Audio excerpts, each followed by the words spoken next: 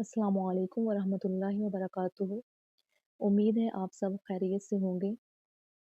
हमारे इस चैनल के सब्सक्राइबर्स जो पिछले वीडियोस से हमारे साथ जुड़े हुए हैं या फिर वो व्यूअर्स जो इस चैनल के सब्सक्राइबर तो नहीं हैं लेकिन वो जनरल नॉलेज के उन लेक्चर्स को देख और सुन चुके हैं। आप सभी जानते हैं हमने जनरल नॉलेज की सीरीज स्टार्ट की थी और इस सिलसिले में कुछ लेक्चर्स अपलोड हो चुके हैं, लेकिन ये सिलसिला कुछ पर्सनल मसरूफियात की वजह से डिसकंटिन्यू हो गया। इन मसरूफियात में से एक मेन रीज़न मेरी लेक्चरशिप के लिए अपॉइंटमेंट भी है। अल्हम्दुलिल्लाह, अल्लाह ताला की रहमत, करम और फजल से और बहुत से अपनों की दुआओं से एफपीएससी के थ्रू फेडरल एजुकेशन डिपार्टमेंट में सिलेक्शन हुई है और इसी सिलसिले के फर्दर प्रोसेस में बिजी होने की वजह से जनरल नॉलेज की सीरीज़ में मज़ीद लेक्चर्स अपलोड नहीं हो सके। अब हम इस सिलसिले को एक बार फिर से स्टार्ट कर रहे हैं और इंशाल्लाह कोशिश यही रहेगी कि आपको बाकायदगी से वीडियोस मिलती रहें। हम ऑर्गेनाइजेशन का टॉपिक पढ़ रहे थे और एक मोस्ट इम्पोर्टेंट ऑर्गेनाइजेशन ओआईसी की तमाम तफसीलात को जान चुके हैं। अब इसी सिलसिले को आगे बढ़ाते हुए हम इस वीडियो में एक और इम्पोर्टेंट ऑर्गेनाइजेशन सार्क के बारे में तमाम ज़रूरी मालूमात को डिटेल में जानेंगे। इस लेक्चर को कंप्लीट देखने के बाद आप जान जाएंगे कि सार्क क्यों, कैसे, कब और कहाँ वजूद में आई, इसका स्ट्रक्चर क्या है, अब तक कितने इजलास हो चुके हैं, ये सभी डिटेल्स आपको आज के इस लेक्चर में मिलेंगी। तो स्टार्ट करते हैं। सार्क ये तंजीम, इस तंजीम को ज़्यादातर इस नाम से ही जाना जाता है, लेकिन ये नाम एक एब्रीवेशन है और किसी भी कम्पेटिटिव एग्ज़ाम के लिए इसकी फुल फॉर्म को जानना ज़रूरी है। तो यहाँ पे आपके सामने इसकी फुल फॉर्म है south Asian association for regional cooperation, यानी जनूबी एशियाई इलाकाई ताउन की तंजीम। यहाँ ये जानना ज़रूरी है इस तंजीम को क्यों बनाया गया, ऐसी क्या वजूहात थी, क्या बैकग्राउंड है इसका कि ये तंजीम क़याम में, इसका जो क़याम है वो अमल में लाया गया। सार्क एक इलाकाई इंटर गवर्नमेंटल ऑर्गेनाइजेशन है। इसके क़याम का ख्याल पेश करने वाले बांग्लादेश के सदर ज़ियाउर रहमान थे। इस तंजीम को बनाने से पहले 3 कॉन्फ्रेंसेस की गई, जिनमें ये डिस्कस हुआ कि जनूबी एशियाई ममालिक एक अलग प्लेटफॉर्म होना चाहिए इनके लिए, जिसके थ्रू इन तमाम ममालिक का एक दूसरे के साथ सियासी, इक्तिसादी, मुआशी हर तरह का ताउन मुमकिन हो सके। इसी ख्याल को मद्देनजर रखते हुए इस ऑर्गेनाइजेशन का क़याम अमल में लाया गया। पहले हम इसका इंट्रोडक्शन देखेंगे, इसके बारे में तमाम अहम जो पॉइंट्स हैं उन्हें जानेंगे।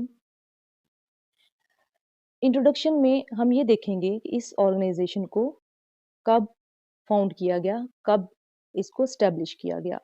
तो सबसे पहले इसकी डेट है 8 दिसंबर 1985 में।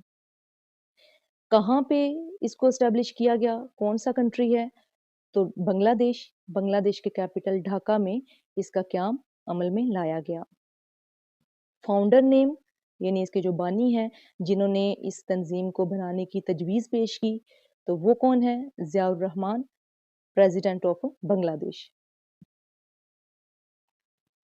इस तंजीम का हेड क्वार्टर खटमंडू नेपाल में है, जो कि 16 जनवरी 1987 को बनाया गया। ऑफिशियल लैंग्वेज इसकी इंग्लिश है और इसका जो मोटो है वो है deeper integration for piece and prosperity, यानी अमन और खुशहाली के लिए एक हो जाना, वहदत बन जाना। इसके बाद हम देखते हैं स्ट्रक्चर क्या है सार्क का, यानी क्या साख्त है, कितने ममालिक पर मुश्तमिल है, कितने रुकन मेंबरान जो हैं वो इसका हिस्सा हैं।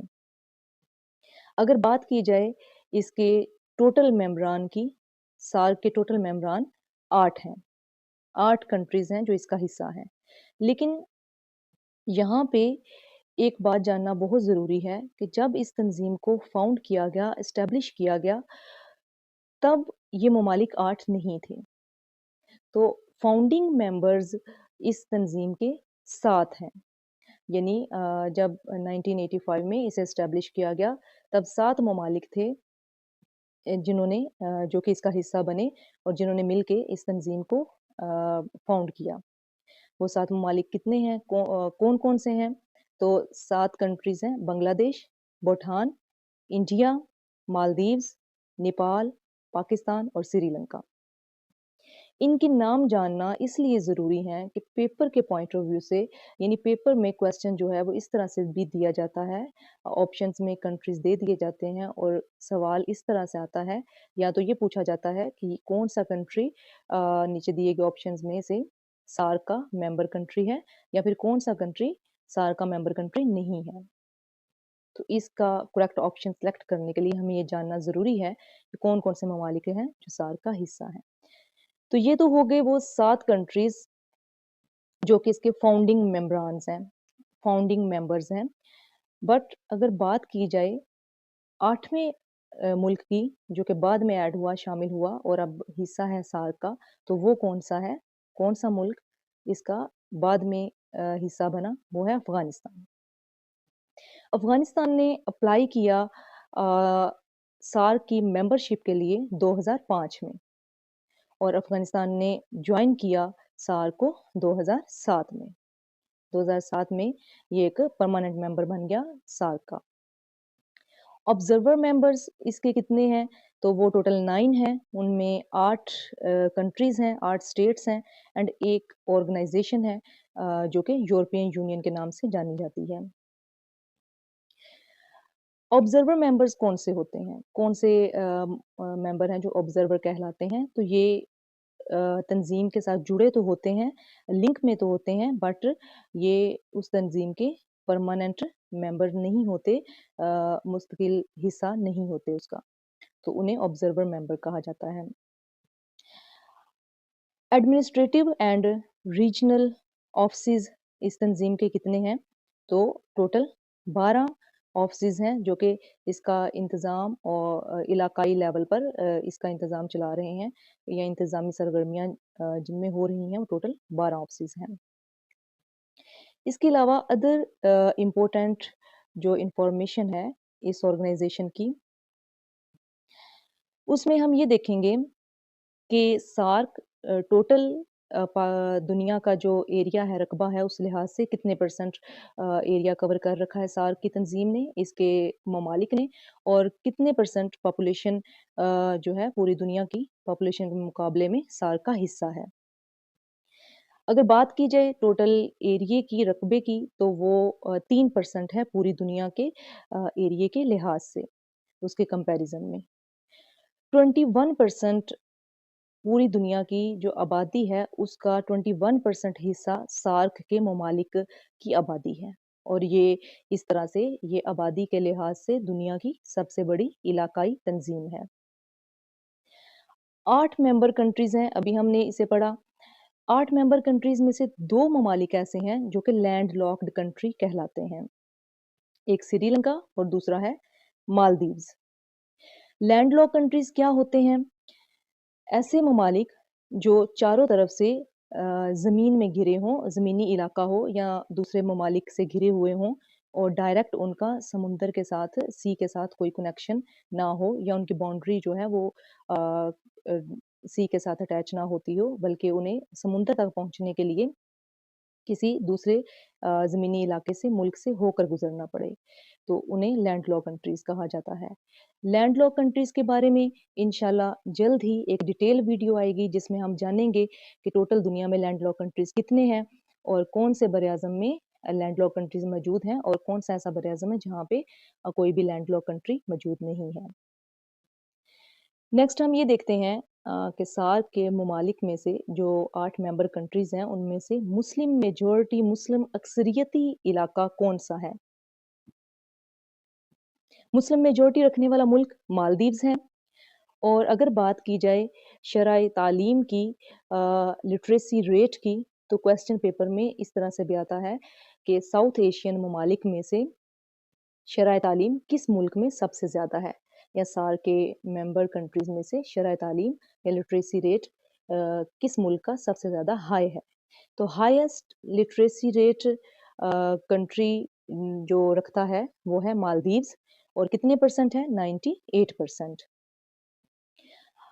लोएस्ट लिटरेसी रेट कंट्री कौन सा है? वो है अफगानिस्तान, और उसकी कितने परसेंट आबादी जो है, कितने परसेंट शरह वहाँ पे तालीम की पाई जा रही है, तो वो 37% है। अगर बात की जाए पाकिस्तान की, तो पाकिस्तान एक ऐसा मुल्क है जो सार का हिस्सा है, और वो सेकंड लोएस्ट लिटरेसी रेट रखने वाला मुल्क है। 62.8% शरह तालीम वहाँ पर मौजूद है। यहाँ तक हम जान चुके हैं सार्क के तमाम इम्पोर्टेंट इंफॉर्मेशन को, बेसिक इंफॉर्मेशन को। अब नेक्स्ट दो टॉपिक, दो पॉइंट्स बहुत इम्पोर्टेंट हैं। एक सेक्रेटरी जनरल्स और दूसरे समिट्स, इजलास। पहले हम पढ़ेंगे सेक्रेटरी जनरल्स के बारे में। सार्क के टोटल सेक्रेटरी जनरल्स कितने हैं, इनका ऑफिस का ड्यूरेशन कितना है, और इनका जो इनके नामों के साथ-साथ हम इनकी एक ऑर्डर और तरतीब में इनका नंबर भी जानेंगे, और ये भी देखेंगे कि ये कौन से मुल्क से, कौन से कंट्री से ये बिलॉन्ग करते हैं, इनका ताल्लुक कहाँ से है, ये जानना भी ज़रूरी है। क्योंकि अगर देखा जाए एमसीक्यूज़ टाइप टेस्ट को या पेपर को, तो नाम उनका दे दिया जाता है, और ये पूछा जाता है कि इनका ये जो सेक्रेटरी जनरल हैं सार्क के, इनका ताल्लुक कहाँ से है या कहाँ से बिलॉन्ग करते हैं, तो उसके लिए जानना ज़रूरी है, कौन-सा मुल्क है जहाँ से इनका ताल्लुक है। सबसे पहले हम देखते हैं टोटल 15 सेक्रेटरी जनरल्स हैं सार्क के। इनका ड्यूरेशन, इनकी जो जॉब का ऑफिस का ड्यूरेशन होता है दौरानिया, वो 3 साल का होता है। पहले सेक्रेटरी जनरल हैं अबुल एहसन, इनका ताल्लुक है बांग्लादेश से, और ये सार्क के पहले सेक्रेटरी जनरल होने के लिहाज से इम्पोर्टेंट हैं। इसके बाद हम देखेंगे वो सेक्रेटरी जनरल्स जिनका ताल्लुक पाकिस्तान से है, क्योंकि पाकिस्तान हमारा मुल्क है, और इस लिहाज से ये पॉइंट इम्पोर्टेंट है। 5वें सेक्रेटरी जनरल हैं जिनका ताल्लुक पाकिस्तान से है, यानी नईमुल हसन फ्रॉम पाकिस्तान, और इनके बाद 13th सेक्रेटरी जनरल हैं, 13वें नंबर पे आते हैं जो अमजद हुसैन सियाल हैं, इनका ताल्लुक भी पाकिस्तान से है, और ये फिगर याद रखना ज़रूरी है कि ये 13वें सेक्रेटरी जनरल हैं सार्क के। लास्ट 2 सेक्रेटरी जनरल्स, इनको जानना ज़रूरी है, एक तो करंट अफेयर्स के पॉइंट ऑफ व्यू से, और दूसरा जो है जनरल नॉलेज के पॉइंट ऑफ व्यू से भी। तो 14th सेक्रेटरी जनरल इसाला वीराकॉन है श्रीलंका से, 14वें सेक्रेटरी जनरल है ये, और 15 जो 15वें और करंट सेक्रेटरी जनरल हैं, वो हैं गुलाम सरवर, और इनका ताल्लुक भी बांग्लादेश से है। इन्होंने ये चार्ज कब सँभाला, इनके बारे में ये सवाल आ सकता है, क्योंकि ये करंट सेक्रेटरी जनरल हैं, और करंट अफेयर्स में ये पूछा जा सकता है कि इन्होंने ऑफिस का चार्ज कब लिया। तो 4 मार्च 2023 को एज़ अ सेक्रेटरी जनरल ये अपॉइंट हुए, और इन्होंने चार्ज अज़्यूम किया। इसके बाद फेमस समिट्स जो हैं इजलास, इनमें भी हम देखेंगे इम्पोर्टेंट इजलास को, जो एक तो फर्स्ट या सेकंड, और दूसरे वो इजलास जो पाकिस्तान में हुए, और देन हम लास्ट समिट को देखेंगे। पहले हम ये जान लेते हैं कि टोटल सार्क के इजलास अब तक कितने हो चुके हैं। टोटल सार्क के इजलास 18 हैं। फर्स्ट इजलास, जो पहला इजलास हुआ, वो 1985 में ही हुआ। कहाँ पे हुआ ये जानना भी ज़रूरी है, तो ढाका बांग्लादेश में, तब जब इस ऑर्गेनाइजेशन को ऑफिशियली लॉन्च किया गया, इसका क़याम अमल में आया, तभी इसका पहला इजलास ढाका बांग्लादेश में हुआ। और इसे होस्ट किसने किया, तो वो बांग्लादेश के प्रेसिडेंट थे हुसैन इरशाद। हुसैन इरशाद ने इस इजलास को होस्ट किया, ये बांग्लादेश के प्रेसिडेंट हैं। लेकिन ऐसा क्यों? ऐसा इसलिए कि वो शख्स, वो पर्सनैलिटी जिन्होंने इसके क़याम की तजवीज़ पेश की थी, वो भी बांग्लादेश के प्रेसिडेंट थे ज़ियाउर रहमान, बट 1981 में उनको असैसिनेट कर दिया गया था। तो इसलिए जब 1985 में इस ऑर्गनाइज़ेशन को बनाया गया, तब उस दौर में, उस ड्यूरेशन में प्रेसिडेंट हुसैन इरशाद थे, तो इन्होंने ही पहले इजलास को होस्ट किया। अगर आप जनरल नॉलेज के तमाम टॉपिक्स के बारे में इसी तरह से तफ़सील से और ऑथेंटिक मालूमात हासिल करना चाहते हैं, जो आपके किसी भी पेपर की तैयारी के लिए हेल्पफुल रहेंगी, तो आप इस चैनल को सब्सक्राइब कर लें ताकि तमाम ऐसी वीडियोज़ आप तक आसानी से पहुँच सकें। तो आगे बढ़ते हैं। सेकंड समिट हुई, दूसरा इजलास जो हुआ है वो कब हुआ? तो 1986 में हुआ है और कहाँ पे? बेंगलोर, इंडिया में।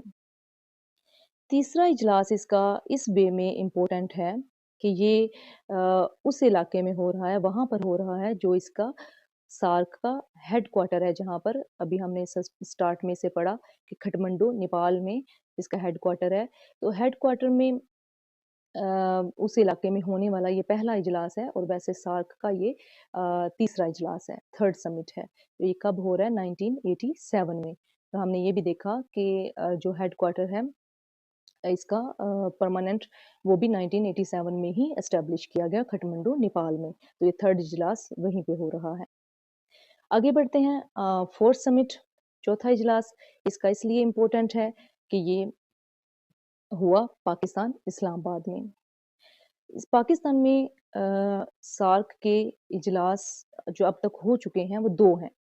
एक तो है फोर्थ समिट और दूसरी जो समिट है वो है 12th समिट, यानी 12वां इजलास। सार्क का चौथा और 12वां इजलास जो है वो पाकिस्तान में ही हुआ। चौथा इजलास हो रहा है 1988 में इस्लामाबाद, पाकिस्तान में, और 12वां इजलास हो रहा है जनवरी 2004 में, और ये भी इस्लामाबाद, पाकिस्तान में ही हो रहा है। इसके बाद हम देखेंगे लास्ट समिट को, 18th इजलास जो हुआ इसका 18वां, वो 2014 में हुआ और वो खटमंडू, नेपाल में ही हुआ। रिसेंट अभी जो इसका कोई भी इजलास नहीं हो पाया, क्यों? कि 19वां इजलास जो इसका होना था सार्क का, 19th समिट, वो स्केड्यूल की गई थी इस्लामाबाद, पाकिस्तान में होने के लिए, जो कि होना थी 15 से 19 नवंबर 2016 में। बट हुआ ये कि इंडियन जम्मू एंड कश्मीर का एक इलाका है उड़ी, वहाँ पर सितंबर 2016 में एक टेरर अटैक किया गया, जिसकी वजह से इंडिया ने पाकिस्तान में होने वाले सार्क के इस इजलास में शिरकत करने से इनकार कर दिया। क्यों? क्योंकि उनका मानना था कि इस अटैक में पाकिस्तान इन्वॉल्व है। उन्होंने एलिगेशन, उन्होंने एक इल्ज़ाम लगाया कि पाकिस्तान इस अटैक में, टेरर अटैक में इन्वॉल्व है। दैट्स व्हाई उन्होंने पार्टिसिपेशन से इनकार कर दिया। उन्होंने कैंसल कर दिया अपनी पार्टिसिपेशन सार्क के इस 19वें इजलास में। इसी वजह से ये इजलास भी कैंसल कर दिया गया। तो सार्क के बारे में तमाम मालूमात आप तक पहुंचा दी गई हैं। आप ये ज़रूर बताएं कि ये वीडियो आपको कैसी लगी, और अगर आपका कोई भी सवाल है तो आप कमेंट सेक्शन में कर सकते हैं।